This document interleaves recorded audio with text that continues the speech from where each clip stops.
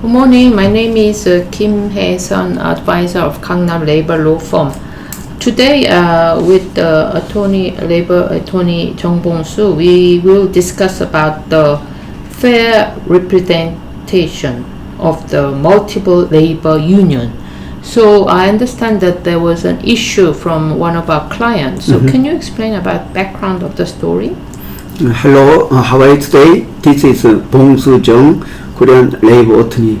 Thank you for asking about duty of fair representation in case of multiple labor unions.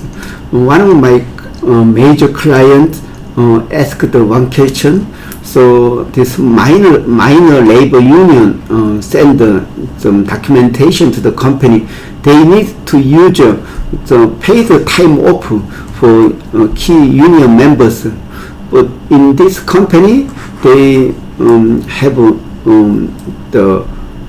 provided paid time off for only the representative labor union, majority labor union. So they didn't consider minority labor union.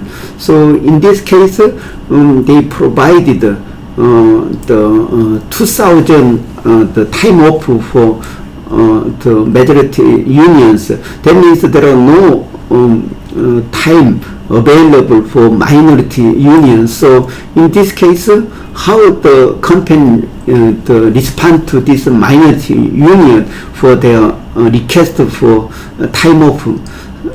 In this, so this was question. So my response was, this is an internal issue between majority union and minority union. So minority union must ask the sharing of time off, paid time off, based on 2,000 the paid time off time. So this is an answer from my advisory, this was answer to this company's question. Yeah. So when there's a number of workers in one company, there can be an issue like this, a number of cases. So and in the especially between the blue collar workers and white collar workers. So did you already make conclusion of how to give good advice to this company, your client? Okay, I think according to the Article 29-2 of the Labor Standards Act, if there are multiple unions in one workplace, only one representative union should represent all union members.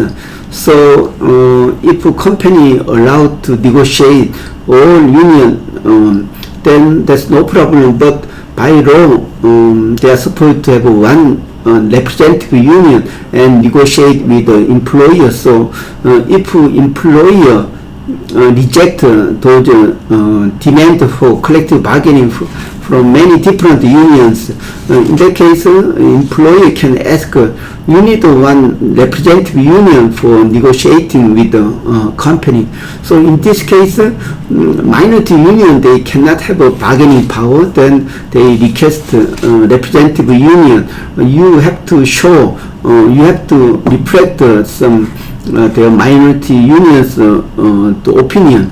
Also, especially time off case, they, even though based on the number of their union members, they are entitled to a certain time for time off given by the employer. Yeah. So if there's the two different unions, the reason why they have divided the two unions because they have different interest. There's a yeah. So I think it's a really good question. So if there are two different organizations, one company, in that case, one union can request division of collective bargaining. Then if labor commission confirmed these two entities, different working condition, different work style, also different the characteristic. In that case, the labor union can confirm this they are entitled to divide the collective bargaining, because this is a separate entity. It cannot be a one entity, because they have very different working condition, different work style, or different kind of management. So in that case, it is possible based on confirmation or approval by the Labor Commission. Then this duty of fair representation is not applicable in that case.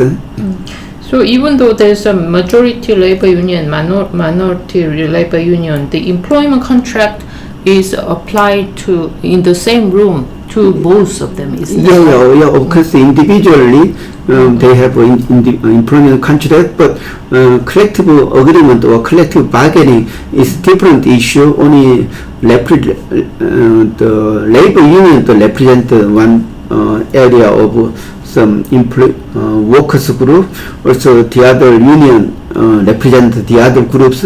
So in principle, the representative union have to negotiate with the employer, but in case there are very different working some condition or working rule or some different some management rule, then in that case, by the approval by the Labor Commission, they can negotiate separately.